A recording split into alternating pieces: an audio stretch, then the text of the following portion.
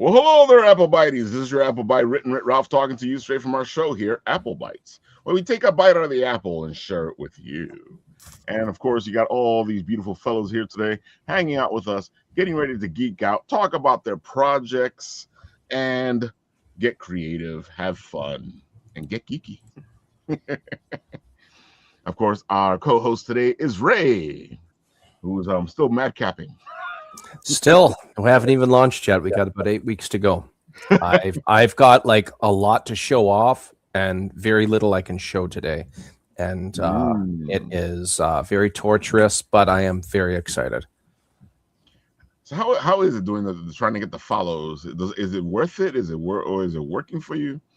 Well, this is my first time on the creative end of a comic book with this miniseries, and the only thing that's worked for me in my limited experience is just honesty and trying to reach to the people, trying to keep my funnels focused. So for somebody who likes underwater basket weaving and I don't know, shooting skeet, for example, like I'm not going to have a lot to have in common. But if I have certain themes and I could probably reach to a lot of people.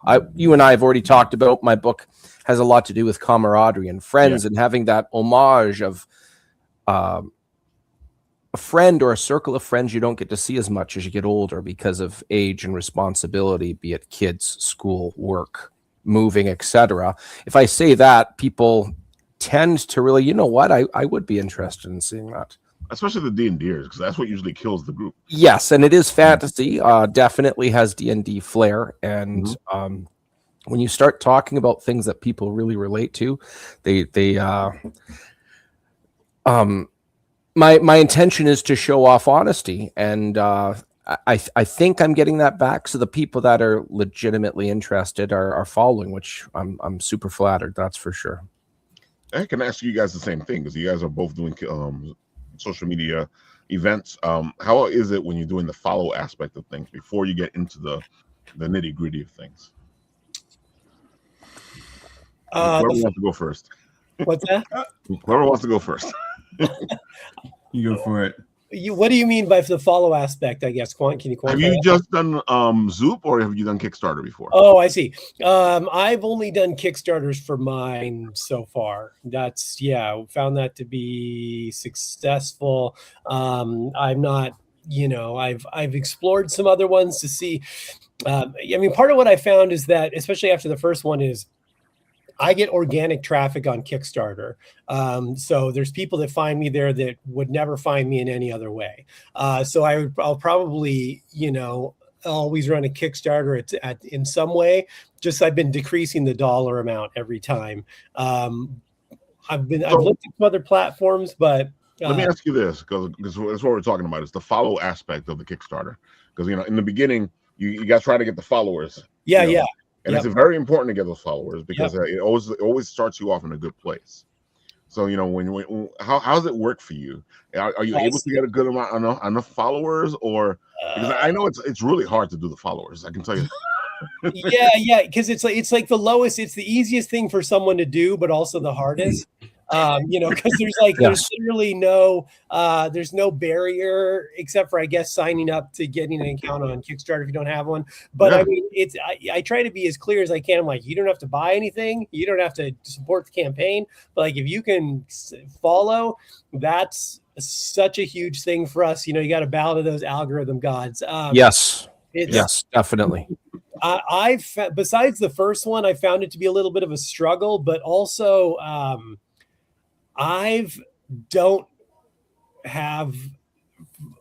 after I get my in-hand books, like retail, convention, orders on my website, IRL, I do very well. My Kickstarters, I have a hard time getting moving the way I want them to. Part of the problem is I do stand-up comedy for a living, so my job is I professionally talk crap for a living. I need to see some links, man. Can you send that to me later? I can't. Not during the show. We were asked not to swear. I probably cursed already, so it's already done.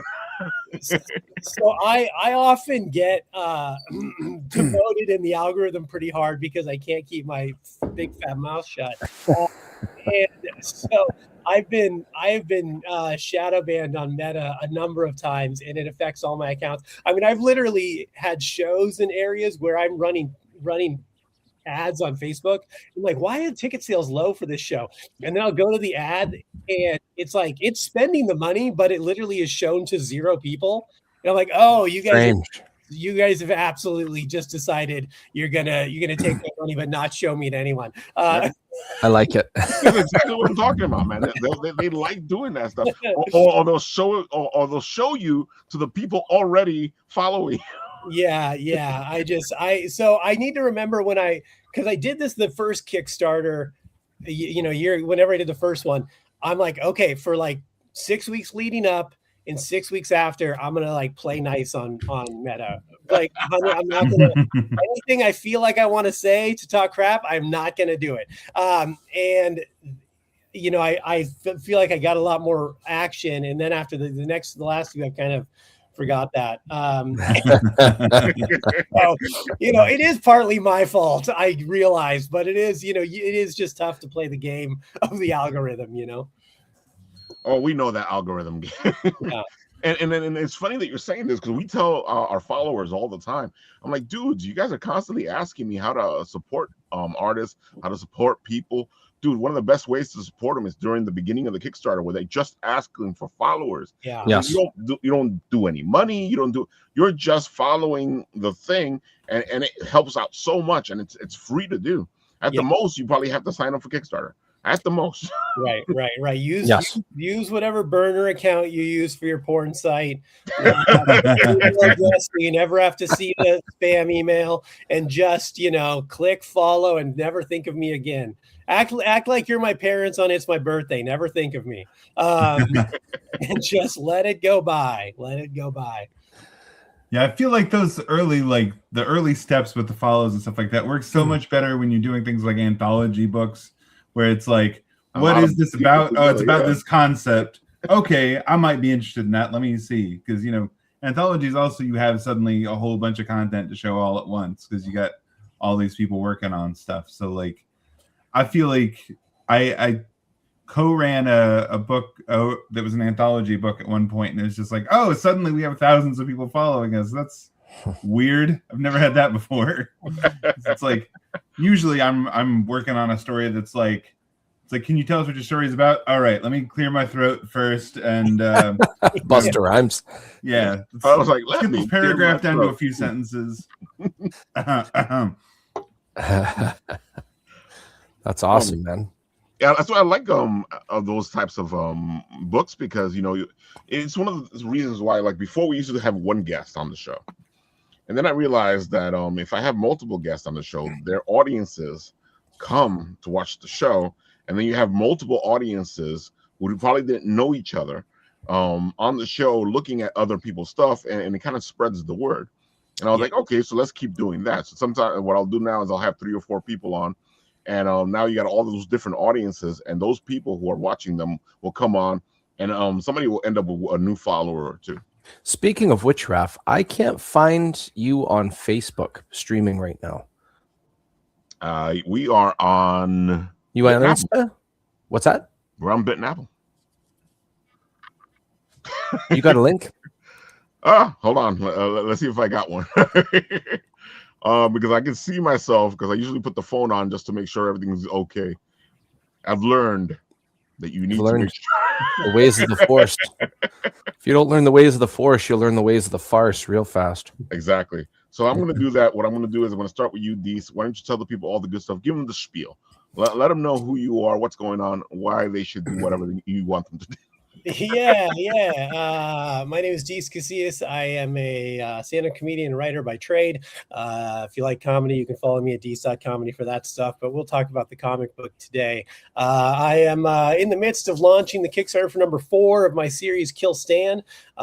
Kill Stan is a neo-noir crime thriller. It's a story about a guy who wants to end his own life, so he decides to do it through vigilantism. like I said, it's like a crime thriller on the surface, but really it's a character piece about one man's journey of loss, trauma, and the crazy things we do when we feel like we have nothing left to live for.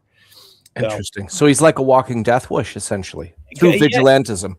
Kind of, yeah. Except it's a little less altruistic, which is part of the internal strife of the conflict of the story. Is that he really is doing this selfishly? He only wants to die. He really doesn't care about the good part of it. I was just going to say, it sounds like a non-police officer version of Riggs from Lethal Weapon. That's funny. Yeah. There's kind of a little. Well, I mean, the part of the impetus of this there's a lot of things, but one of the things I don't remember why, but I was thinking about suicide by cop, and then the phrase suicide by vigilantism kicked into my head. And I'm like, oh, that's an interesting idea. And I kind of married that up with this other idea that I was percolating with, and this is what happened. So yeah. I mean, it's not light and fluffy. It's definitely, it's heavy content, but heavy with a purpose, so that's kind of, that's the deal. If you like character driven stories, it's a 10-issue series. The whole thing's written. We're just slowly chipping away at the art and the printing. We get a book out about every 3 months, 3-4 months. So I gotta say, like, love the concept. And again, it feels like something that really hasn't been done. Somebody have done a variation of it. Because you don't have a hero who's like dead set, I'm going to commit suicide, and this way I'm doing it. Yeah. And like I said, a lot of the conflict really stems from the fact that he is not altruistic at all. He's selfishly wanting to die. And then as we progress and people start to revere him, this creates a bigger internal conflict because, he's not looking for that. He thinks he wants just sweet release. So, there's a lot of that, what I felt like everyone has experienced at some point of just that extreme low and not knowing what to do, where to turn, and, how crazy could things get if you really had nothing left to live for. Yeah, like I said, very cool, man. Yeah, really interesting. I love the concept you're coming from. I love the look of the books. Like I told you, when I was putting the promo up, I had a hard time deciding which cover to go with. And as much as I like the gun one, for some reason I just like the mask and the no face. Yeah. Thanks. I'm trying to do all the covers. They're kind of like not really more like kind of stark, little minimalistic on them. Not like. That's one of the reasons I love them so much. Yeah. Not like that typical like this is just this could be just a panel from the book. I wanted them to kind of stand out. So how's the audience reacted to this so far, to your book?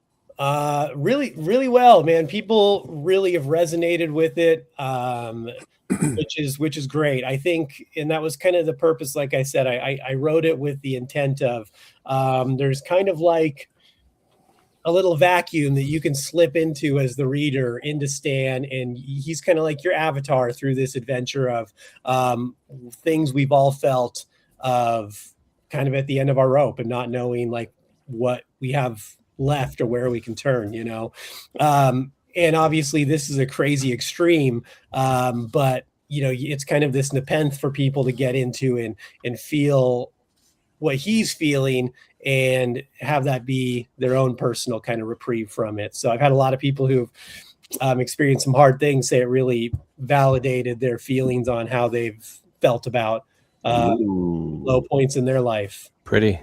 Oh my God. I got a question for you. You kind of sort of answered it already with the last couple things you said there, knowing people in your own circles. There are many comedians that use comedy to counteract how they're feeling inside. One of the most classic I know is Robin Williams, but there's various others. In your circles, you must have some at least secondhand personal experience with, sometimes I'm feeling bad, but comedy helps me kind of thing. How much of that was yourself or people that went into this book? Good question. to be perfectly frank, this story. So in January of 2020, my best friend, another comedian, took his own life. And Sorry to hear. then thank you. You know, it's was one of those things where, you know, it's been, I hate to sound crass, but kind of a long time coming. You know, it's one of those things we were, you know, you just hope was never there. Anyway, there had been attempts and whatever. So that happened. And then, you know, if you remember what else happened, about a month and a half later of 2020, the world fell apart. So, you know, I was relegated to my house with unable to talk to other people and like really stew in that. And I started writing this story, you know, and I was just watching people's lives fall apart everywhere, you know, whether physically, mentally, spiritually, monetarily, you know, all in any way possible. So I really just started kind of putting this story together of like, yeah, how, you know, if you really wanted to die and how crazy could it get? You just let everything go. And you're at your lowest point and truly nothing matters. And I kind of put all that into this story. And this is what came out. So it's very interesting because I'm a big fan as if you're having a hard time or if you feel like there's some vein of destruction that you're experiencing, I'm a big fan of creating something to counterbalance it. And it looks like you've more or less done something similar to that effect. It's pretty cool, man. Thanks. Yeah, it was definitely a catharsis to get it out and do this. I mean, I've written a million comic books over the years that never came to fruition and things I wanted to write. And this was just kind of right time, right place. And this one felt like the thing I could not take all the way. So. Right on. That's good, man. That's a lot of people in my experience, they don't know how to express those things, but you've actually been able to passively express it through this art form. And it's very clear that deep inside, only you will fully understand the story at its deepest intent. But that's really awesome that you're able to share that with other people. That's very good, man. Yeah, I really want. Thanks. I mean, I did really write it with the intent of letting people hopefully, and so far this has been the case. A lot of people kind of experience it with that, like, oh, I see myself in this. Like I resonate with this. I feel, and you know, it might not be that same extreme, but you know, there's like a saying that, you know, the worst thing that's ever happened to you is still the worst thing that's ever happened to you. Yes. You know? So like, yes. If we were comparing 100 people, we would be able to put it, you know, make a chart. There'd be a podium of top 3 or whatever. But right. The first place and the 50th place, to them, it's their worst thing. So it's the same. Does that make sense? Yes, definitely. Definitely. So I really wanted that to feel like what, you know, in this book of like, hey, like, you know, what you're feeling is valid. This is like this empty vessel for you to kind of slip into and feel this and let that crazy come out in this and you know that you're seen. And like there's paths out of this, whether it seems like the only path is maybe the end. Maybe that is what gets you to the path you're supposed to be on. I gotta say, you also do your own show, you know, as I've been showing off some of the stuff you do. I do a weekly podcast called The Social Hour. New episodes every Wednesday. Shameless plug. It's not comic, but I do have comic book creators on, but not all the time. I talk to all sorts of different people. I just like comic books, so I'll bring comic book creators on. I've got lucky enough to have some really cool. I had Kevin Eastman on the show. I've had wow, Fabian Nicieza, Joe Kelly, Joe Casey, Eric Larson, tons of people on the show. Really. Very cool, man. Very cool. And I a lot of indie creators too. I like to bring on, you know, creators that I like their stuff that they're doing and have them on. So I gotta say, I was wondering because you have some great content here on the thing with comics in general. Yeah, I try to do like So every Monday I put out like my pick of the week for Wednesday, you know, like my favorite thing I think that's coming out. And then usually on Wednesdays, although I've been slipping a little bit, I do, instead of new comic book day, I do old comic book day, where I feature an old comic book that's important to me and I talk about it. Because I don't want to just always be selling something to people. I want to let them know that like I'm a comic book fan, you know, like I love comic books. I love the medium.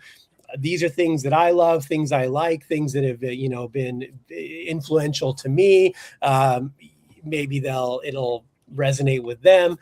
So yeah, I just kind of wanted to let them know this is a hub for just truly like a real love for the medium and everything about it. Right on. But that's how it is, you know. We're if people forget, like I know that we're selling our books, or we're selling whatever, or we're talking about whatever. I think they forget the love of comics that we actually have. You know, Yeah. I know there's one or two of us that, you know, they started off just doing it. They're not with all that stuff, but I feel like people do forget that. Hey, we like comics. Yeah. Well, I think it can be hard too if it's just a barrage of asking your audience to do something for you. You know, instead of being like, hey, I'm just here talking about this thing I love, you know. Sometimes I have something come up. Sometimes I have, you know, a thing it's like, hey, there's this, but I also want them to know that like, yeah, sometimes this is just the thing I love. Let's hang out. Which is important, and again, I like the aspects of the fact that you do all this stuff, because it kind of gets them in as well. Oh, he likes comics. Also, that's why he's doing this, and also, it's a good way to get people to come check out your stuff, because if you're covering stuff that they're already interested in, and then they see your book, they're like, oh, hey, yeah. The old comic book day and like my new release picks too, I always tag the creators in. I've actually had a lot of them share my stuff, which has been nice. Like, so that's, you know, you get a bump that way. You know, like Greg Rucka, Bendis, and some other people shared things that I tagged him in. They're like Ben Percy shared a thing I tagged him in today. So it's like, you know, you get a lot of eyes that way, which is cool. So see, I like the fact that you're just doing this because you're just doing this. It's the same thing with us at Bitten Apple. We just do it because we just do it. You know, and I find that a lot of the creators that a lot of our contemporaries, they're just in it for themselves, and they don't do any of this stuff. And I'm like, you do know that you could like help people out. Yeah. It's a tough, man. I'll say this, and this is not exclusive to comic books, because I mean I've worked in, you know, I've done stand-up comedy for almost 20 years. I've worked in TV, film, music, and like other artists are the worst at helping other artists. Like there's this scarcity mindset that if you like promote someone else's book, that it takes away, and it's the stupidest. It is stupid.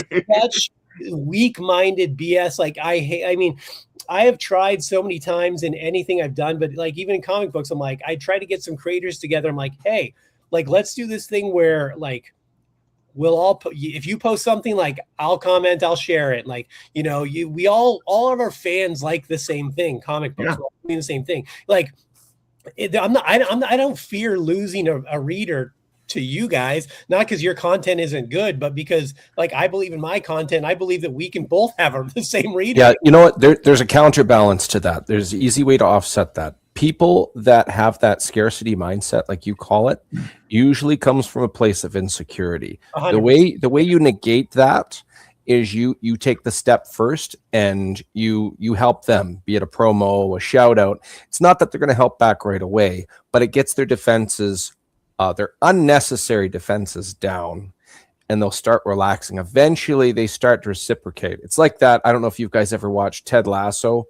but over time he just wins people over. But it doesn't take the first attempt. It takes like the 61st attempt. And it's a very tough thing. One thing I try really hard is promoting others. I review a lot of indie comics. I think I'm doing my 43rd review right now.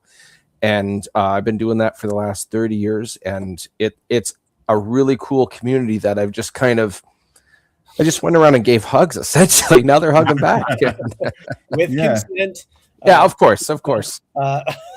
Yeah, I feel like I've been at this for 15 years now, and I think the people that like stick around are the people who are like who love comics and aren't afraid of like enjoying and sharing other people's comics and have that mentality of like the rising tide lifts all boats, right? Like, yes.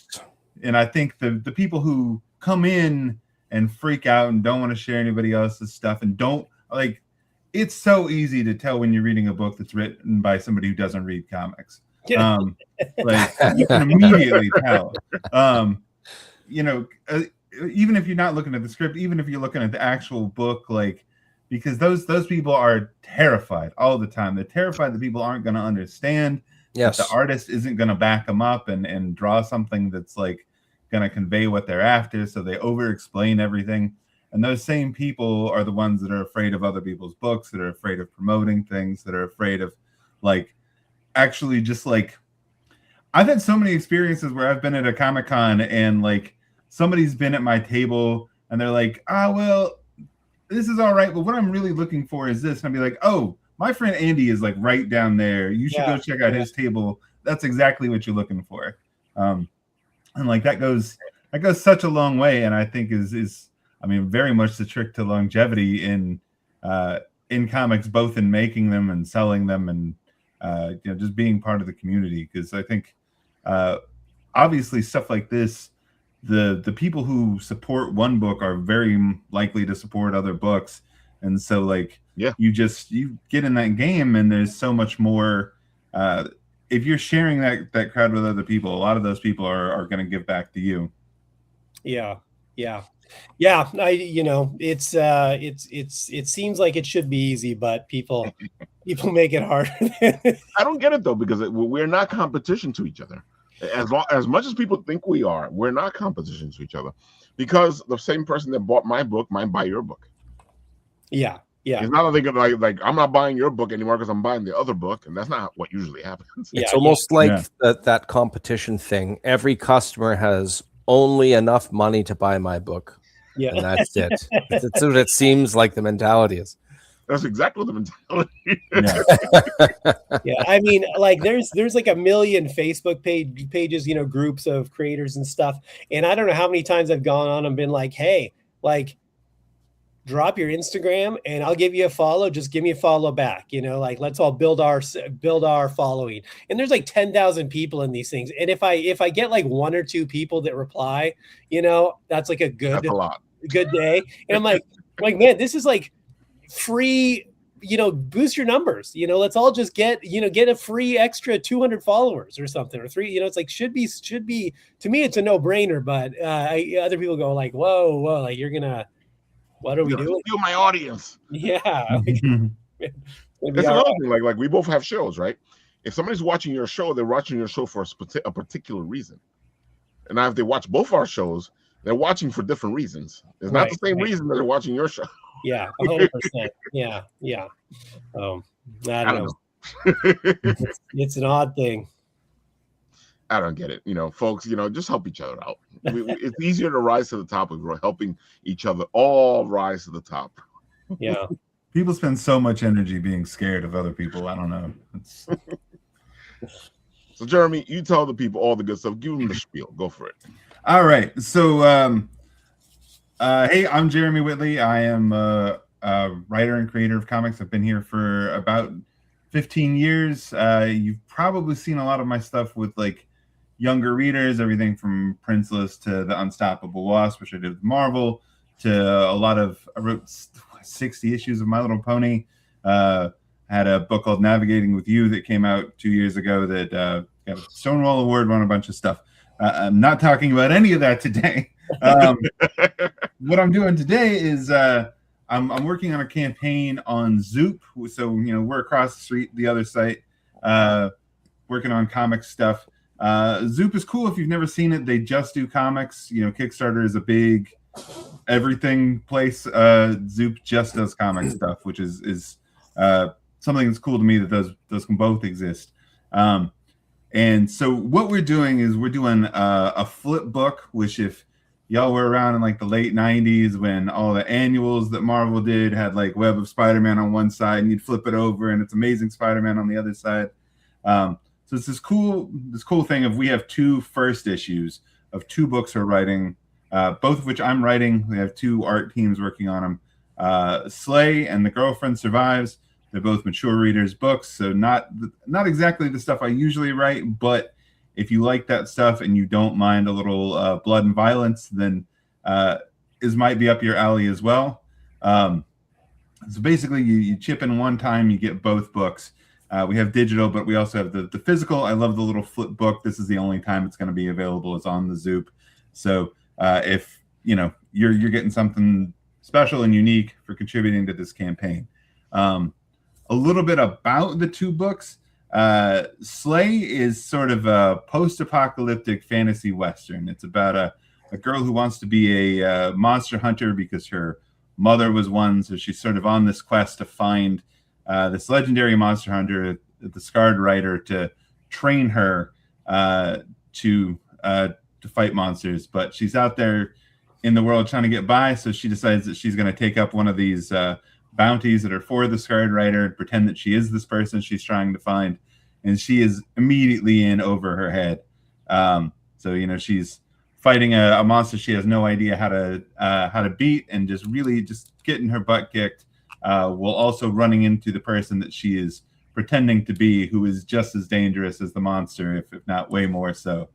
So that's the first one. The artist on that is my friend Alex Smith. You can see the cover has this big, our character has got the severed head of this monster holding over her head, which is just dripping blood. It's what you see is what you get on that cover. You know what? I really like, this has been an ongoing problem, I would say, for the last roughly 10, maybe 15 years, that writers that have female protagonists are scared to give them flaws. And it's very clear you've just completely embraced that. You've said she's gets her butt kicked and stuff. And any hero, doesn't matter if it's guy or girl, that's part of the hero's quest, the path is taking your lumps. And that's really awesome that you didn't get stuck in that trap of being scared of making some vulnerabilities. Yeah, I mean, in this case, there are sort of dual protagonists, and that Layla, who's the young one, who's just sort of coming in, is overconfident, a little on the dumb side, just because she is just raring to go with this stuff, willing to go fight these things that are 10, 20 times her size, and has no idea what she's doing. But then we have the Scarred Rider as well, who is our other protagonist, who has been through it all. She has seen it all. She is just not nice. She just has, she's been betrayed. She's seen a little bit of everything. She's fought everything that's 20 times her size, and she really just doesn't have time for people's BS.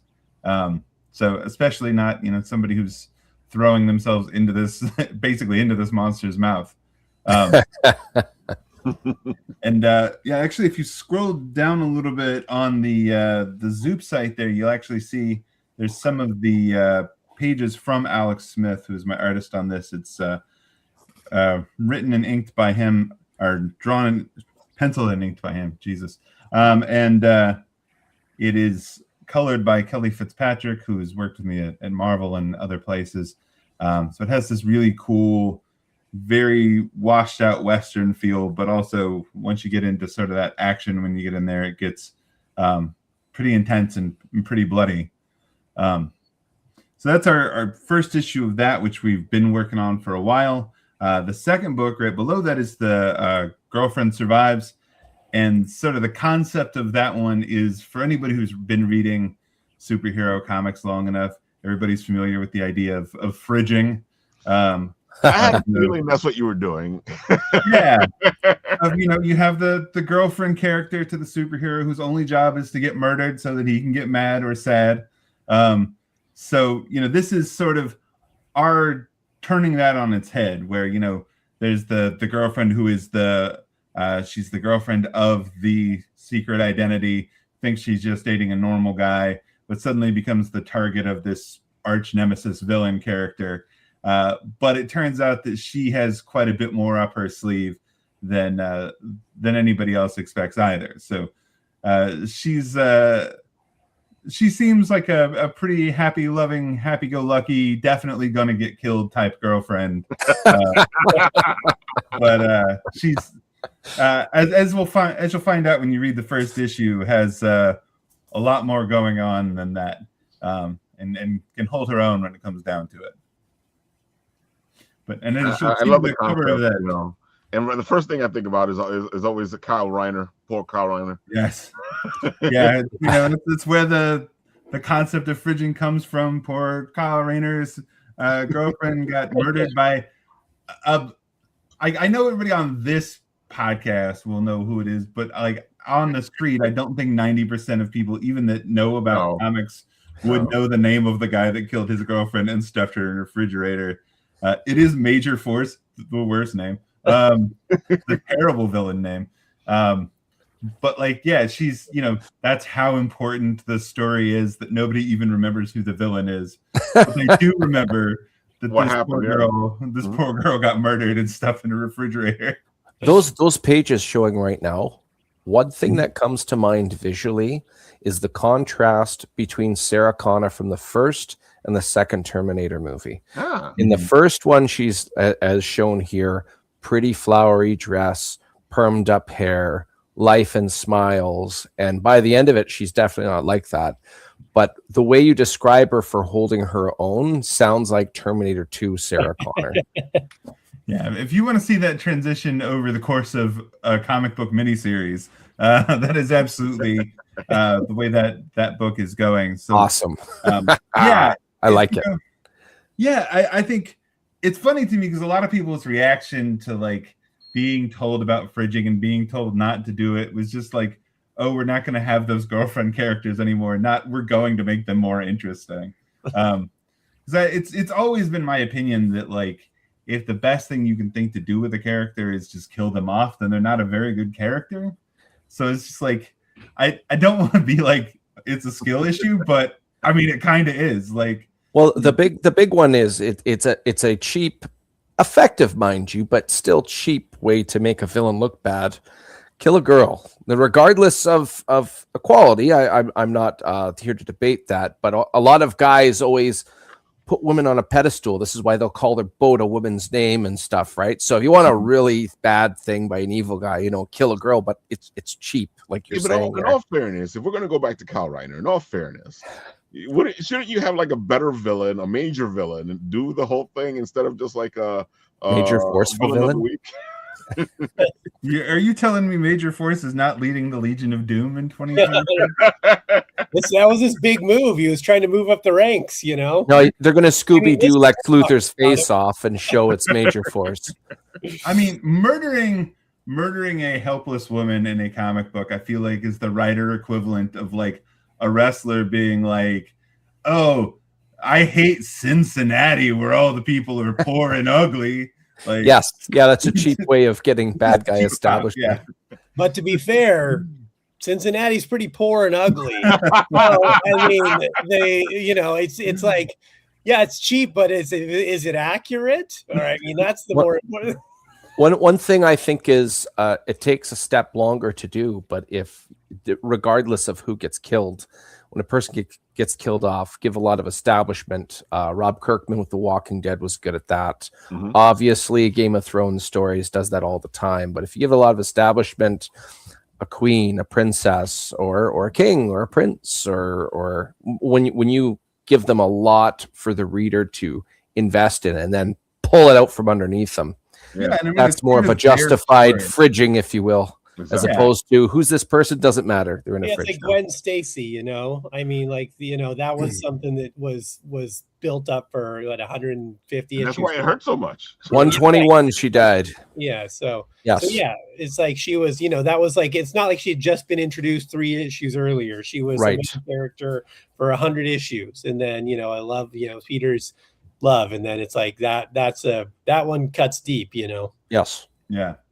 I think the strong thing with, like Kirkman kills a lot of characters in Walking Dead and Invincible and things like that. And so often, like, those characters have stories, and sometimes the deaths are like the climax of their story, right? Like, so their death matters. Like, it matters when Shane dies at the end of Shane. Like, that's part of his story. But if you're just killing somebody off for a cheap pop in somebody else's story, then I mean, what are you doing?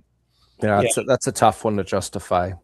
Yeah, unless you're doing like thousands of deaths at once, then you can't. I find like a lot of writers, like now it's like this whole shock principle.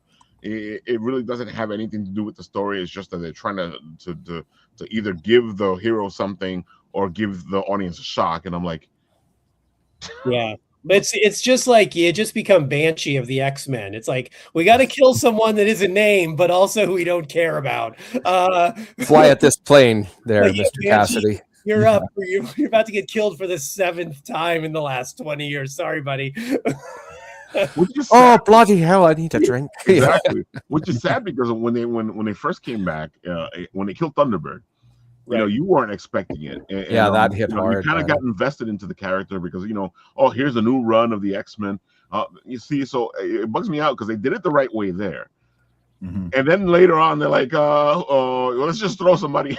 Yeah. You got to have enough emotional pathos to for people to care, but not so much that we can't still sell those action figures. Somewhere between tears and rioting. One of those. Yeah, you got it. Yeah. So. Yeah, I remember like when it was first coming out, I was big into Y the Last Man, and that was Brian K. Vaughan is a guy that has a gift for just ripping your heart out. He'll get you invested in the character, and just when you're like, happy ending is on the horizon, he would just murder that character. And not quite. Yeah, and that's, are they finally going to? And then no, she's gonna die. I remember when Saga first started coming out, and a bunch of people who were new to comic books, that was their first one, and I was just like, oh, he's gonna kill you. He's gonna ruin you.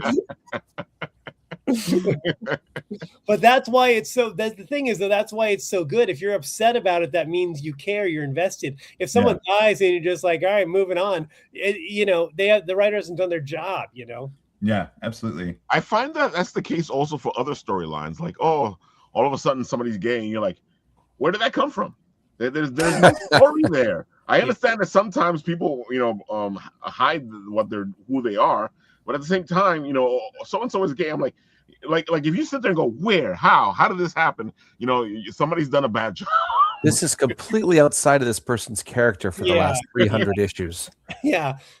You mean Mr. Drake? Been around since 1963. Yes. And I think anyone with the last name Drake just turned, Tim Drake, Bobby Drake. It's just don't have the last name. I didn't never even realize that. Yeah. That's the litmus test right there. Yeah. If you want foreshadowing, give them the last name Drake. You're like, what? Yeah, it's one of those things where what bothers me about that type of thing is it's obviously like this very cheap, disingenuous DEI thing where they're like, we don't actually care, but we need to check a box to make you think we care. So instead of creating a scenario where it's genuine or a new character of any interest, they're like, let's just take this guy, we're going to get the least pushback on. Who's the Robin we haven't used in a decade? Yeah, that one's gay now. So Batman's got it, and you're like, all right, fine. You can have gay. There's nothing wrong with a gay character, but pretend, at least care, make it count for something. Here's the funny thing: the pushback they got from making him from doing what they did with him.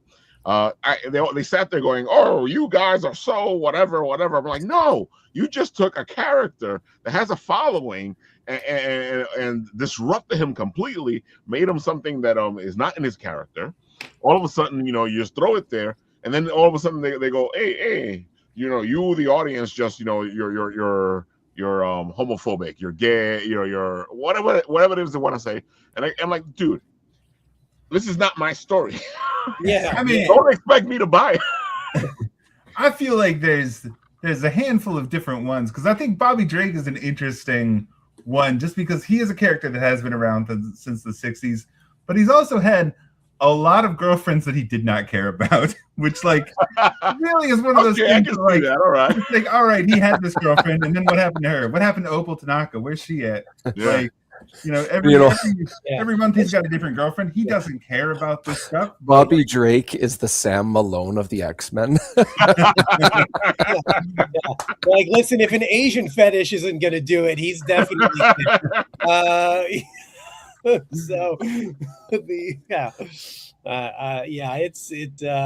It's always like, why it's like when they do like, oh, we're going to do the Ghostbusters, but they're ladies now. It's like, or if you want to do it justice, write a really good story. And they're like, nobody liked that movie because there's women leads. I'm like, no, nobody liked it because it's bad.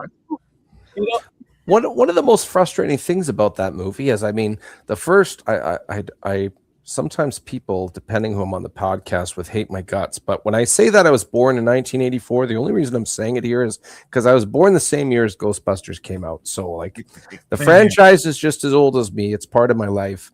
When I saw new Ghostbusters was coming out, first thing is like, well, I want to see the old actors. Okay, they're not using the old actors. Sure. They have comedians for these main roles. Okay, cool. I'm willing to give it a chance. One of the most frustrating things after watching it, if you took those 4 main characters out and put in, I don't know, Kevin Hart, Jack Black, John Cena, and a fourth, it would still be bad. Yeah. It had to do with the story. That was such a frustrating. I wanted that to be good, and it wasn't. I was so disappointed. Well, they point at you and tell you like you're misogynist. Why don't you like our shitty movie? Oh, it's a tough pill, man. It's a tough one. I was rooting for it. That's the thing. Yeah. That's the hardest thing about it. I was rooting for it, and I can't justify it. I just can't. That one is hard for me because I think there's a lot of stuff in there that is actually funny. Yeah. Yes, but that's right. I hate soft reboots, like that. They're just like, well, it's sort of maybe kind of related to this thing, but it, we needed to do something with the name. It's like I think most of the actors or actresses in that movie are fantastic. I think what they're doing with Thor in that movie is hilarious. Yes. But like, it's one of those that it's like, why is it Ghostbusters? Like, that's why? What I'm saying. Yeah, like just make your own franchise. If you were gonna do Ghostbusters, why not make somebody the daughter of one of those other characters? Yes. Why not tie it to those ways story? to do it so that you can have the women. When I say not have the women, I'm saying but you do it in a way where people are gonna be like, oh, that makes sense. They could have had less women, but I'm kidding. But they like nobody got mad at the like third Bill and Ted movie because like that was good. They tied it to the first two. They're Bill's daughter and Ted's daughter going on adventures. Yeah. And Bill and Ted are still in the background being old men. And like, it still has the feel of the movie. It's not just a play for IP, right? Yeah, there appears to be there was a trend for a while. It appears to be it appears to have shifted. So before there was a trend, and sometimes it worked and it was awesome, where take the main characters, put them in the background, focused on the new and upcomers. Apparently before what's his name, who was going to be Blade there, that apparently that movie went over so many rewrites, but at one point it was going to be focused on 3 female vampire slayers, and Blade was in it for like 15 minutes or something like that. It's kind of like the same thing where, well, we want to try new stuff, but we want to hold on to the name so we get the people to come, even though that's what they want to see. We're not going to use that. You check this out. And I think people have learned from that mistake, if that makes sense. No, they learned. Star Wars fucked it up. You know what? When I saw that trailer for The Force Awakens, the way they worded it, they this person's the Jedi, and they intentionally showed the wrong faces because they didn't actually say it. But when you watch that first trailer, you're like, oh, okay, well, I'm not sure these characters are, but it looks like who eventually was Finn holding the lightsaber. They even say the Jedi, and they show him intentionally. There's a bait and switch here, and people are starting to learn that long term, that's very bad for the franchise, even if they get that cheap cash grab on the opening weekend kind of thing. Yeah, and I think like I think Star Wars is a really interesting example of that because it's. If nothing else, it's the non-committal that doesn't work for me, because basically Force Awakens is just Star Wars again. Right. They just did New Hope again. Yeah, they played it safe because they wanted the nostalgia money. Yeah, and in so, a way. yeah, and so then they're like, all right, Last Jedi, we're gonna do something different. And like I admire the doing something different, right? Like I don't need another Empire Strikes Back. I don't need another version of the same thing. But like if you're going to take that step and put out that movie, you gotta back it up. Like right. you Don't hinge a 2.5-hour plot on running out of space gas. That was like our ship. No, you know what I learned? You know what I learned? I learned that if we had to redo episode 4, that we can just send X-Wings at light speed through the Death Star instead of having to drive through the channels and drop the bomb. And that's what I learned from The Last Jedi. You put an astromech in there, no guy. Fly that bad boy. Make sure you have a witty New Zealand accent of some type, and I'm going to die now. Beep. And then by the time we get to the last one, they're just like, actually, no, we were wrong in every count. We're just gonna go back to nostalgia again. Like we're just never win you back by doing need to be alive again. Exactly. Something dark side, something complete. Exactly. That pisses me off though, because they're not really relying on nostalgia. Because what they needed to do was first movie is about the originals. You know, you bring them back together because that's what people wanted to see. They wanted to see Luke, Leia, and Han together. You bring them back together. Bring the band back together. Yeah, why not? Bring the band back together. After that, it doesn't matter what you do because you've already established. Well, here's where these guys are. You gave the fans what they wanted. Exactly, and then now you can kill them off. You can do whatever you want because you've already got the moment. Now you can move on to whatever other story. Yeah, the fans never got that. They didn't want to do that. Yeah. You know what I thought would have been very interesting? I forget where I heard this, but at the end of The Last Jedi, if Rey decided to go with Ben Solo and let's figure this out, forget these two sides. They're obviously fighting, nothing's changed, let's do our own thing. Imagine the old band getting back together to confront those two young Force users. I think that would be very cool. You know what? I'm going to do you what I'm going to say one better. You may disagree with me. What I said would have been the best ending to that movie is if Rey actually gives in to the Emperor, and then to redeem himself, Ben has to defeat her, and he redeems and becomes Force and is truly the last Skywalker. Like the Rise of Skywalker, that makes sense. Like that would have been Skywalker blood in him. Like his actual.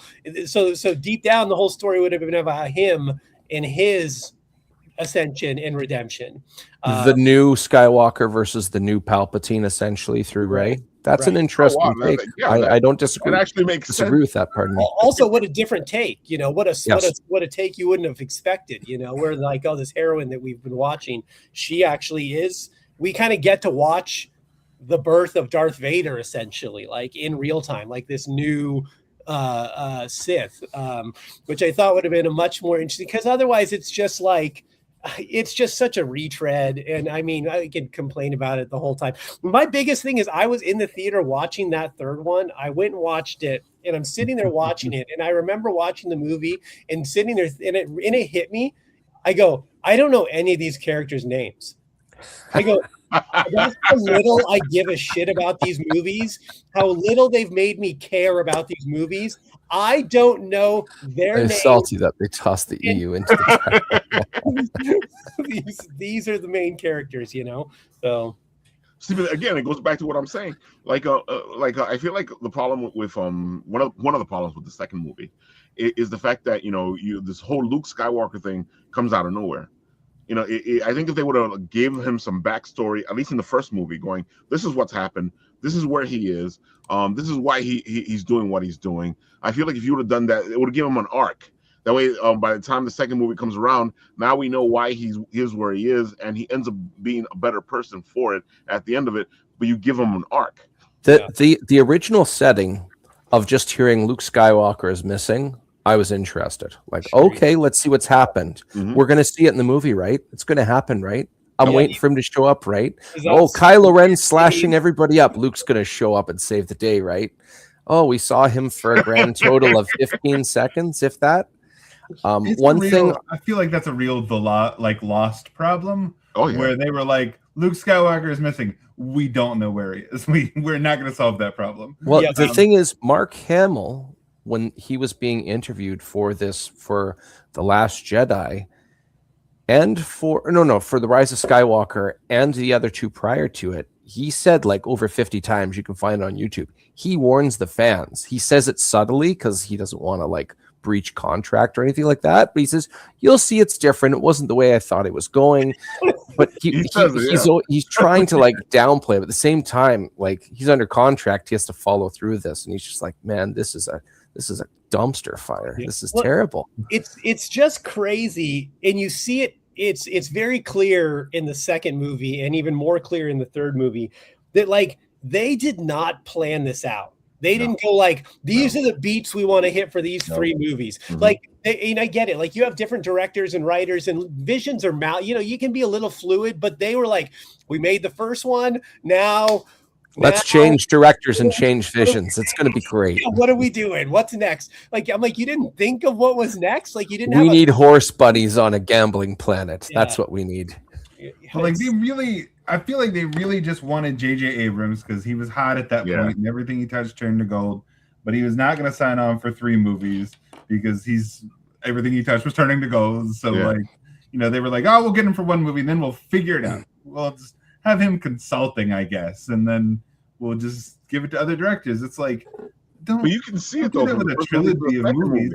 You can actually feel it because he goes, all right, we did this over here. Now we're going to throw all that out, and we're going to do something different in the second one. Yeah. It was too much. There seems to be, especially with Disney, the powers to be, whoever they are, we're going to tell the fans what they like. You know what? We're just that good. They're going to like what we're thinking, as opposed to taking the fans of such established lore into consideration. That's like me saying Peter Parker now has like it just butt webs, not out of his wrists, out of his backside. Watch him swing. It's going to be amazing. They're going to love it. No, they're not. A great example, Michael Bay, when he did the first of his 2 Ninja Turtle stakes, originally he wanted to make them aliens. And the fans are like, are you nuts? Yeah. The only difference is they don't tell their plans up front. That's the only difference. Yeah, I think the biggest thing is, what they do is it's not even that they're telling us what, I mean, it is partly they're going to tell us what we like, but I think it's partly they are so want to tread so cautiously and make sure that they don't rock the boat at all, that they take 0 chances. They shoot everything right down the middle and make it as like milk toast as they can, because it doesn't like, we don't have a hard take, so it's not going to offend these people. It's just like we check a couple boxes and then we're like, off we go. We don't actually have to really, like it's just this formula of like we plug in these things, that happens, the rest of it doesn't matter, because like, we're all around the same age, I assume. We all fucking signed up for a goddamn subscription box to Star Wars at 10 years old. Then every 18 months, we have to shell out $12 to see the next shitty movie, even though we hate all of them. Like, we don't know how to cancel. That's just what's happening with our lives. And we have to accept that, guys. And you know what? That is why you should support independent comics. Exactly. Getting right back to everything. Yeah. So here's a question for you. Great segue. I used to love this old-fashioned 2 comics in 1 thing, and I loved when comics would do it, because you would get 2 things, and it gave you a chance to check out 2 books in 1 book.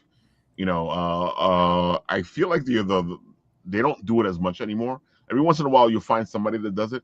But what made you decide to go in this direction? Oh, well, so Slave was a thing we'd been working on for a while, and we knew we wanted to take it to Zoop. We'd been talking about them for a while, and Zoop was like, look, glad to do it. Like, we want to work with you. Here is what, like, the best price points are as far as, like, the size of book you can have. And like, in the 50s is right about where things are at the best cost. So, like, 50 pages or so. And they were like, you can have your issue, we've got 24 pages, and then you can put in whatever extra content you want, whatever backup stuff, behind the scenes stuff. And I was like, well, I mean, that is basically twice the size of our book. And I don't want to give people what feels like a bunch of junk. I don't want people to feel like they're being ripped off, because like people love behind the scenes stuff, but not as much as an entire comic's worth of behind the scenes stuff. It's like I was like, well, I'm working on this other book too, and I think like they would go together great. So what if we just like made them both into one book, and we could do this like cool flip book thing? Because I love those as well, and I feel like the only people that have been doing them for the last 10 years or so are like free comic book day stuff. Exactly, It's like back-to-back ads, basically. And so like it's like, what if we did this cool thing? I don't think like it's unprecedented or weird. I think we don't do it a lot here, but still, like, obviously manga comes in magazines where they're doing 20 stories at the same time over in Shonen Jump. And then, 2000 AD, they've got the same thing going on over in Britain. So like, if we've got multiple stories to tell and we've got the space, we're doing it anyway. Like, why not throw in these two cool stories together? If somebody likes one and not the other, cool. If they like both of them, then, they've discovered a new thing to follow. But like my hope with this is, to get to do something like this. And if it does well enough and people like it enough to get to do more of these in the future, because like I think it's really cool. And I think in particular, it gives us a cool thing where I've definitely backed comic books before, where it's like you throw in $20 to get a comic during their Kickstarter or whatever, and then you see them at a convention 6 months later, and they're selling the same book for $5, and it's like, as a creator, I understand it, right? But like as a consumer, there's a little bit of like, man, why did I pay more money for that thing? And so this I think gives us a chance to like, this is a thing that's only ever going to exist in this form this one time, and then eventually both of these are stories that we want to do more stuff with. So they'll be collected with their own books. And people who backed this and started it up will have this unique thing that nobody else has, and you can't just go buy at the store. I love that. I love when creators do that, when they're doing these social media runs on Kickstarter, Zoop, whatever it is, that they make it exclusive. Make me want to buy it, because after this, it's not going to be the same. You can get it again, but it won't be the same. And I think that's important, especially when you're doing these type of things, because you want to give that incentive. Yeah. I mean, I both as a creator and as a consumer, like I don't want people to make. I don't want that Wu-Tang Clan album where they only made the one version and only that one guy got to listen to it. Like, I want a limited edition that's gonna be. I got something special. But then, like, you can still share it. You can still, more people will be able to read it later. It continues on. So like that's the big thing for me, is I want to be able to like offer something cool and unique, but then also be able to keep going with the story and get people hooked. Well, it looks like you are in a good place. Let's see, you still got 24 days to go, and you are at 2,729. So you're more than halfway there. Yeah, we are aiming for 5,000. That is our goal. Right now it's 2729. We've been going for about a week, so we got 3 more weeks. Hopefully we'll be able to make that. I'd love to jump past that if we can, because I've got some stuff lined up we'd love to do if we surpass that $5,000. Stretch goals and stuff. So that would be cool. Obviously, everybody wants to like do better than the bare minimum. But yeah, I think it's cool because there's a lot of like cool things in there to get as well, not just the books, but we have a variant cover as well that you can get. We have art prints of the covers, which both covers I think are very cool on this. But then also like we have each of the artists is offering commissions as part of the thing. I am offering like consultation on your work. So if you're trying to like put something together, either to pitch to a press or to take out to one of these crowdfunding things, like I said, I've been doing this professionally for 15 years, and I'm happy to like sit down with folks and talk to them and find a way to help out and then make them great. And then there's a couple of signed books down there as well. So if you're a big fan of Marvel, I've got the We did a variant copy of the first issue of Strange Tales, which is my miniseries we just wrapped up over there. And then I have an old like New York Comic-Con special. We did a limited run of these covers that my friend Sora Sung did for my book Raven Pirate Princess, which was part of the Princeless stuff. But I have a couple of these that were just like tucked away. That it was a very like limited run. So again, a lot of special stuff. You know, I like when creators do these type of things, like with the editorial review and stuff like that, because it is a cheap way to get something that would cost way more money than that. Oh, absolutely. Yeah, because you are getting way more money for just those $75, and because the creators usually don't put it at too much, especially on their Kickstarters or Zoops. Yeah, because I think in this way it's a nice little like you give and you get something. You can jump in there and help out. And this is, I think it's really cool in this instance because it's something that like as a nice chunk of money that can be like a big help to somebody, and also would normally be much more expensive. But also I don't have to print, so it's always a bonus when you're doing a Kickstarter is having things that you can add on there that you don't then have to pay to make. Hey, Jeremy, is this with Zoop? Is it very similar to Kickstarter? I mean, in general, like, is it an all or nothing? Is there, do you find that you're getting organic traffic, or you're just driving traffic to Zoop? How's that working for you? There's definitely some organic traffic. It's not obviously quite as big as Kickstarter, so there's not, I don't think quite as much people randomly finding stuff. There's a lot of like pushing through the various channels of Instagram and Blue Sky and Facebook and all that. What I do find, it's an all or nothing deal, which is a little scary, but it is with Kickstarter too. It is what it is. Yeah. Yeah. But what I really loved about Zoop, what it was the selling point for me is they had options where it's like, we'll basically handle all the back end stuff for you. So like the printing, the distribution, all of that, they're handling that for us. So they have the connections and everything already set up. They, basically said like, look, here's the spreadsheet. Here's, what we would take. Here's what it would cost. They can give you very like concrete figures on that, which is nice. Because that's the part of doing all this that kills me, because I got into writing comic books because I like writing comic books, not because I love hanging out at the post office for 6 hours, So that's I mean, that was the big thing for me is having this backup of people that like both know comics, they know the industry, but also like they have these connections and can do that part of the thing for you. I gotta say, like, before I got the link for Jeremy, I went looking for it on Zoop, and I was expecting to plug in stuff, and it popped up right on the feed, and I was like, "Oh wow, that's impressive." Yeah, I pulled it up also, saw that. It's I'm always just interested because I mean I've toyed around with the idea of doing concurrent campaigns on different platforms, but I feel like I don't know if it's just like diluting. If you're getting some organic traffic, especially on stuff that's not all or nothing, there's some benefit. Then there's, but it's like how you could, if you're going to promote them and to drive people there, you can really only promote one to be effective.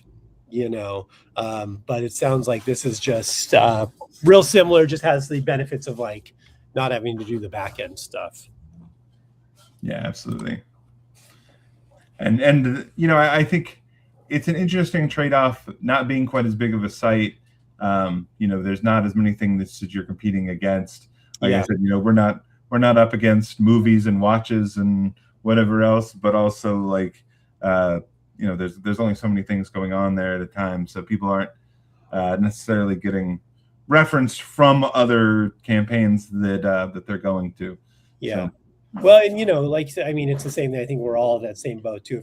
If we're driving a lot of the traffic to whatever platform we choose anyway. So, it's kind of like, pick your poison and get as many people there as you can. Oh, yeah. Right on. Did we lose Raphael? Looks like we might have lost him temporarily. He said that might happen. So All right. he said we should keep going if it did. So I don't know if you had. Here I am trying to talk and my mic was muted there. I was just going to say it's very interesting the different ways to try and get people funneled your direction. The people that are interested, to get them to buy in, even if it's that simple click. We were talking earlier before about, hey, you're going to help me out in regards to the algorithm. So if you like it and you can't even support me in that respect, you know, at least click on this. You would be helping me like leaps and bounds, and you don't even realize it. Yeah. One of the things I've been doing slowly with each book is I'm trying to, wean, like I said, we'll always run a Kickstarter in some fashion just because we get traffic that people wouldn't find us in other ways, I feel like. But I really tried to promote like just pre-ordering directly from us. So essentially people are, as opposed to going to Kickstarter, it's like we've got a shop on our website, like just pre-order the book. That way all the funds, everything's coming right to us as opposed to funneling through Kickstarter and then them getting their beak wet. And then, us getting whatever that 87% or whatever it is after fees, which has worked reasonably well so far, because I think if you've got a fan, they're going to go to your website. It seems like less work, I think, mentally to go to your website as opposed to, well, let me sign up for this other site. And, that's something I've applied, which is slowly working, I got to say, like, it is easier, and I agree with you that it's so much easier for them to go, I'll check your website out than it is to go, I got to go to Kickstarter. I got to create an account. Right.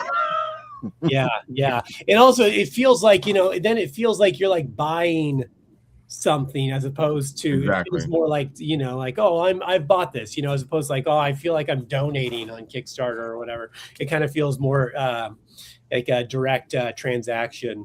At least in my head, it seems that way. But it's also the concept that and I know a lot of people think this, even as much as we try to tell them, that you go in, you put your money in. If you help them out, they're gonna fund. So don't worry about that as much. But a lot of people see it as, well, if he doesn't fund or they don't fund, then I don't get anything, even though they're not losing their money, especially on Zoop and Kickstarter. They're just, it just doesn't go. Yeah. But at the same time, they feel like they lost something. Yeah, that's true. Yeah, that's an interesting point. It's the weird psychology of how it works. So, well, you can just, it's even if you fund, you don't have to get anything. I mean, look, Rob Liefeld still owes people a brigade 2007. So I always go back to the 90s and Battle Chasers. Yeah. That's what I always go back to. And I'm like, and then when they did the Kickstarter for the next issue, like almost 30 years later, I was like, here we are, we're coming back. Yeah. It's a little late to the game, aren't you? Exactly. Dude, man, we've been waiting 30 years for the 9th issue. Yeah. Oh my god. So let me ask you this. Killstan, you're gonna give the option to be able to buy all 4 books during the Kickstarter, or do they gotta go to the website? Yeah, you can do it. We'll have, we always do a catch-up tier. There's always a catch-up tier. But yeah, you'll be able to go and order all the books on the website or on the Kickstarter, either way, so. And then we do some exclusives, also exclusive covers, limited edition stuff that, we saw that shiny one you pulled out from the box. Yeah, those, we always do a foil edition for retail only. So those aren't even available on the Kickstarter. Oh. So then, yeah. Afterwards, if you want the shiny and bought other stuff, you got to buy something again.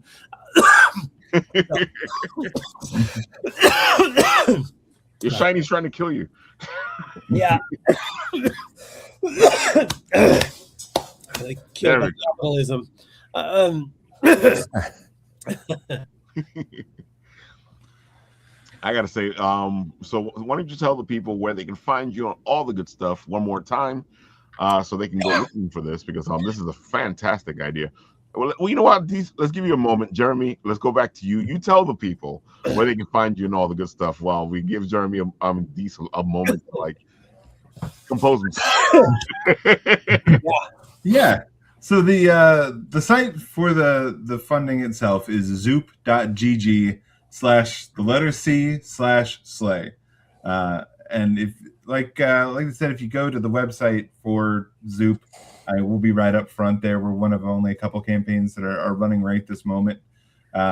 So just look up Zoop, look up Slay, or go straight to that website. And if you want to find me other places, the best place to follow me and find out what I'm up to is on Blue Sky. I also have a link to my newsletter on there, which is on Button Down, if you really want to find out what I'm up to.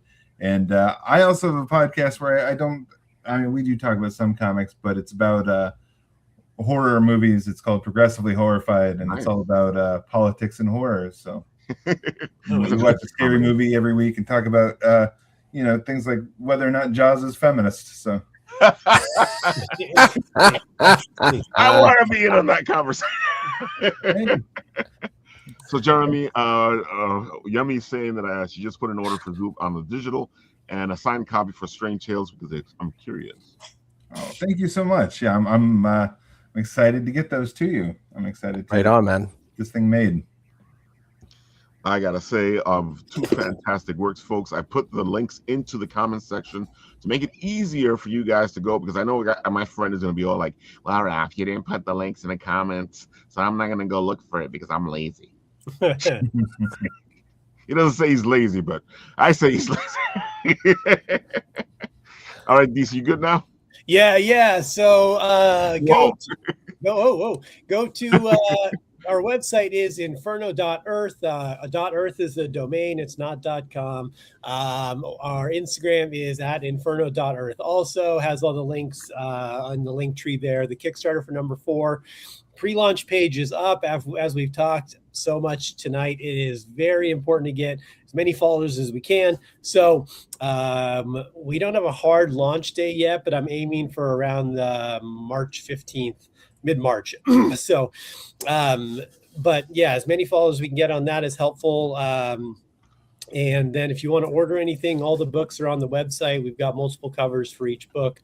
All the shiny ones are on there. So you can get those. We ship anywhere, combined shipping rates. And yeah, so I'm excited to get this next book out there, though.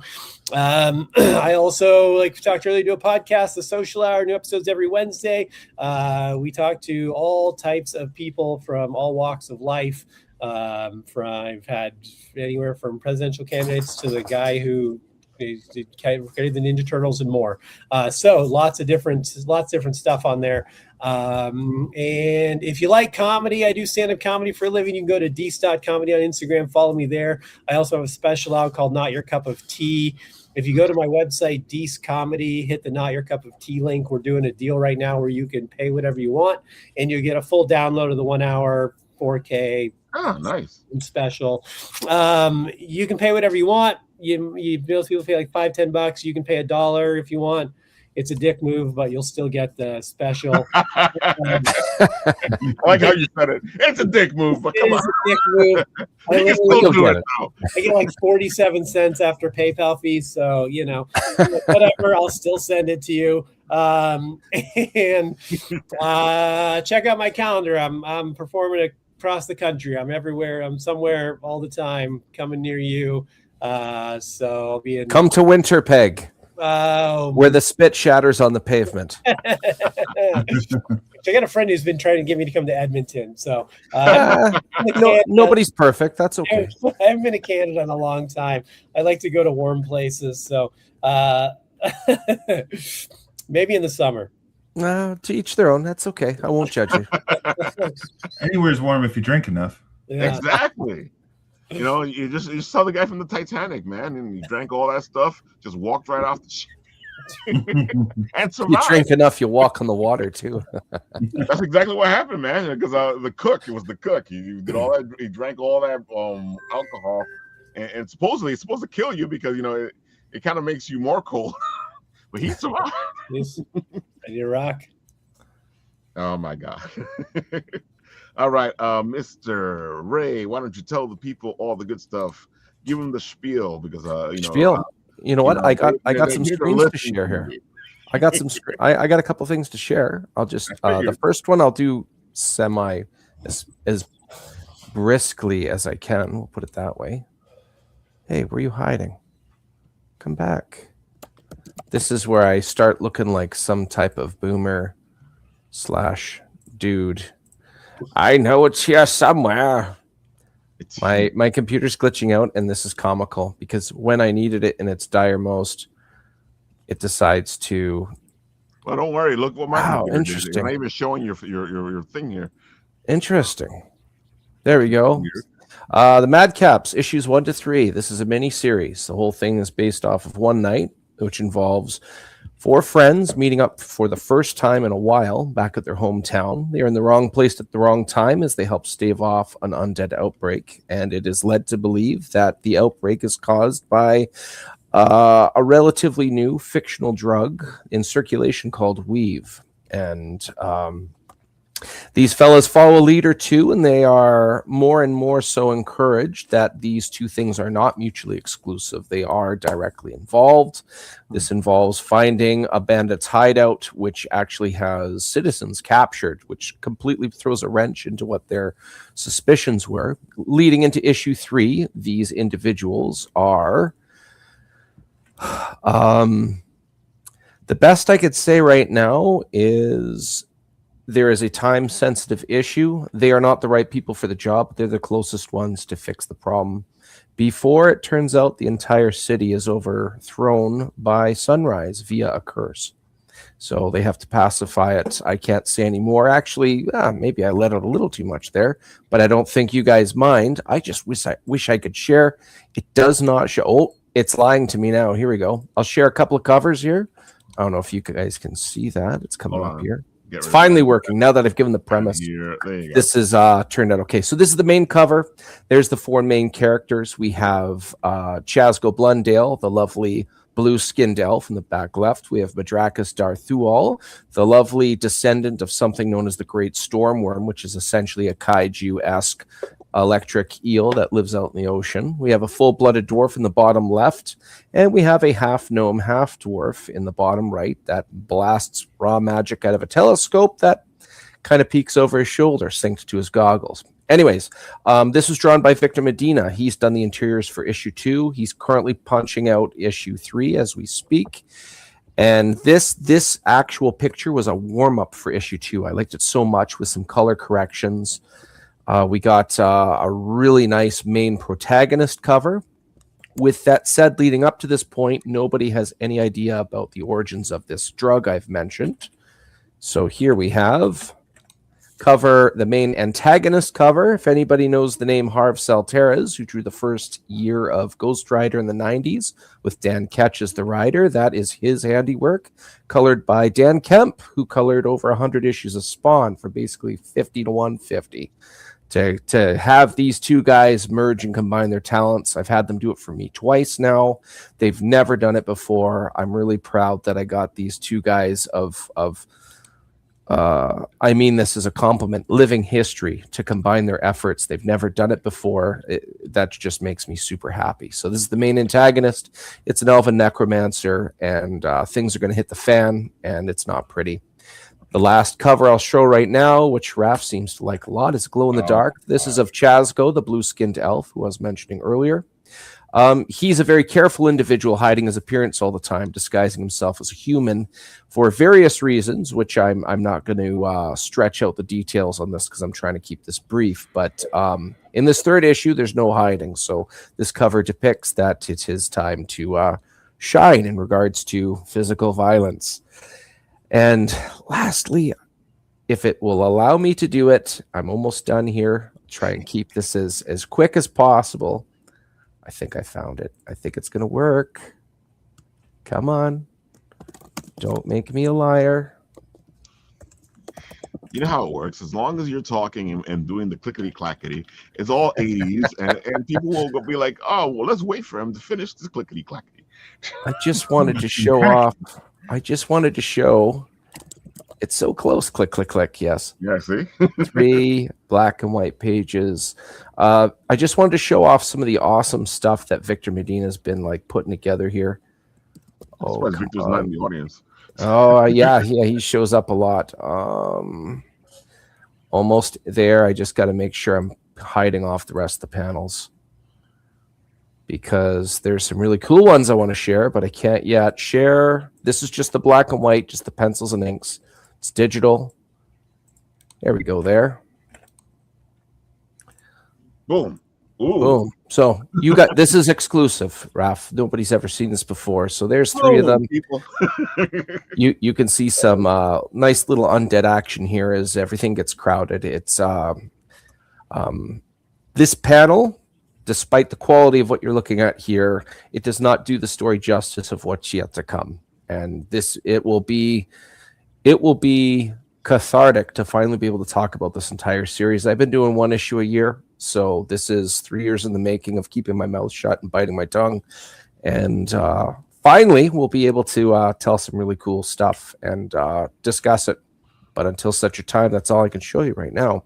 The last thing I'll say is if you go to that Kickstarter link and click on follow, as we've all talked about already, you're going to be helping out the algorithm in our favor. So click on that. It's going to be something where people, when they see the followers, they see, hey, you know, a lot of people are interested in this. I want to see why they're so interested. Exactly. And so we're at 106. This almost is my all-time high. We're very, very close. It doesn't launch until it looks like early April. We got some time. But I've got, off the top of my head, I believe it's 10 covers. Damn. For issue 3. I usually don't have that many, but No, they are all justified. I've got a cool tribute cover that is an 80s throwback, which I can't say any more for. You know what? I'll spill the beans slightly more. It's an 80s NES throwback. I can't say any more than that. I was expecting you to say D&D, but NES sounds good. It's not D&D. There's also 3 covers I can't talk about, and I do have the custom. There's a group shot. And then there's 4 custom variant covers, 1 of each character individual. Jay Sloan is inking one out as we speak. Fish Lee, I'm going to be debuting as a lava foil cover. We'll be seeing that in the next couple of weeks, I believe. There's you've seen the one of Chazgo, of course, and the last one of Madrakis is getting done by Mike Mez Phillips. So he's working on that as we speak. I can't show it yet, and I wish I want to talk so badly about this, but I can't. I just want to take this bottle. That's one of the problems when you because I was about to ask all 3 of you, because I know sometimes you guys put up the follow me screen so that people can follow and you guys can get the follows before you start. Do you feel like starting as early as possible, you know, like Ray's doing right now, is better, or do you think it should be closer to the release date? Anybody can go. I think it depends. I'm new to the game, so the more the merrier for me. I'm just trying to get some attention. If this was somebody who was like super, super well established and like a celebrity of an artist, I mean, they could do it the day before and still get completely supported. I guess it really depends. It's situational, in my opinion. Yeah, I'd agree with that. I think, you know, I mean, it's I don't have enough tits in my book to get funded that quickly on Kickstarter. Yeah. I mean, it's I kind of run my Kickstarters to where once I know I want the book to be finishing around the time the Kickstarter is done, so I can ship almost immediately. So I kind of gauge how the workflow is going on when I launch the Kickstarter. So right now I'm in that kind of how long exactly is this going to take with the artist, which so gives me that flex time to try to build as many followers as I can for launch, you know. Yeah, Jeremy. Yeah, I had my only opinion, I think, on it is that you need to have like a rough estimate of like when it's coming before you put the thing up there, just because I think if you just throw it up there, and especially if you do this more than once, if you throw it up there, people remember that they're like, oh, well, It took Who him knows if that's ever going to happen? I'm Yeah, not yeah. gonna follow It's a good that. point. I guess Yeah. there is such a thing as too early. That makes Mhm. sense. Yeah. Yeah. See, but again, like everybody here is doing it the right way because they already know when they're doing their thing, and they're actually being honest about it. It's not like I know exactly what you're talking about, Jeremy, because I've seen it Yeah. before. And you sit there going, "When is this coming?" It's that meme of the skeleton with the glasses in front of the computer, waiting for the next Kickstarter to launch. Yummy said, "Ray, I told Kickstarter I'm interested in Madcaps. I did my part." Thank you. Appreciate it. Follow Thank you. Kill Stand too. Yeah, I mean, Yeah, these guys as well. If you could back them as well. This is Yeah, a Kill Stand community looks thing, as we were talking about before. It's right there This in the is- comment section. Yummy. Kill Yeah, Stand back- is fantastic. It looked great. I know I want to get it. Yeah, back and follow everybody here, man. It's all ships. What is it? All ships sink tides. No, I'm just kidding.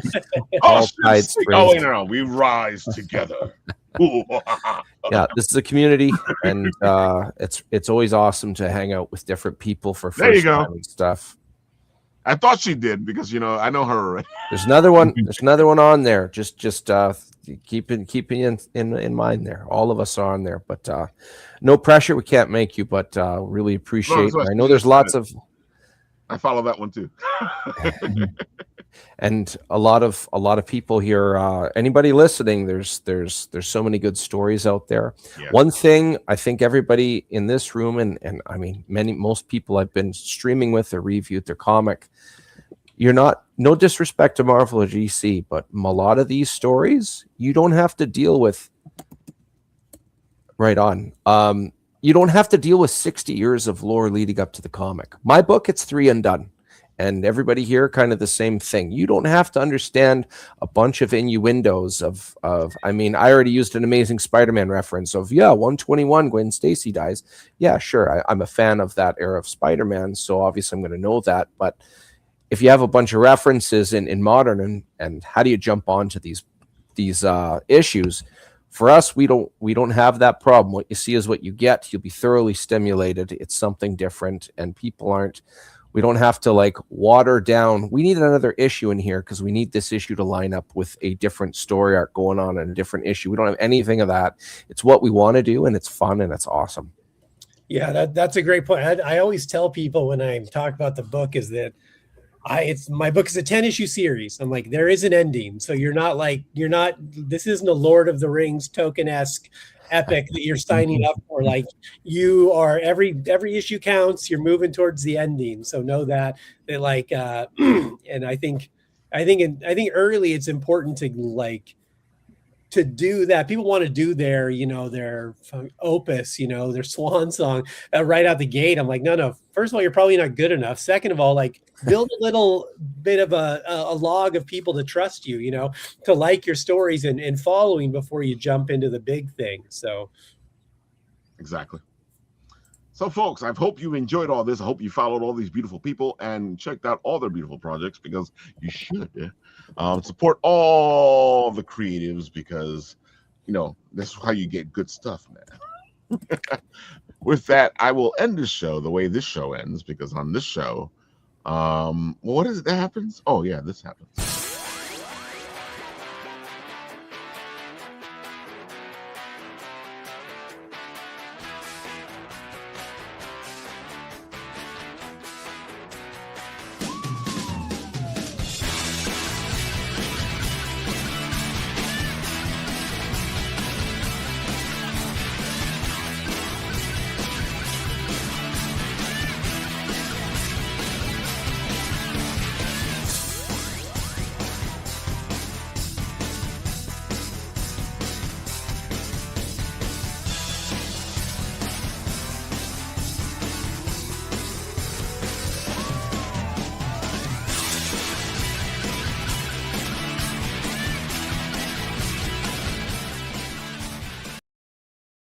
Dudes, you're supposed to be following. Go follow.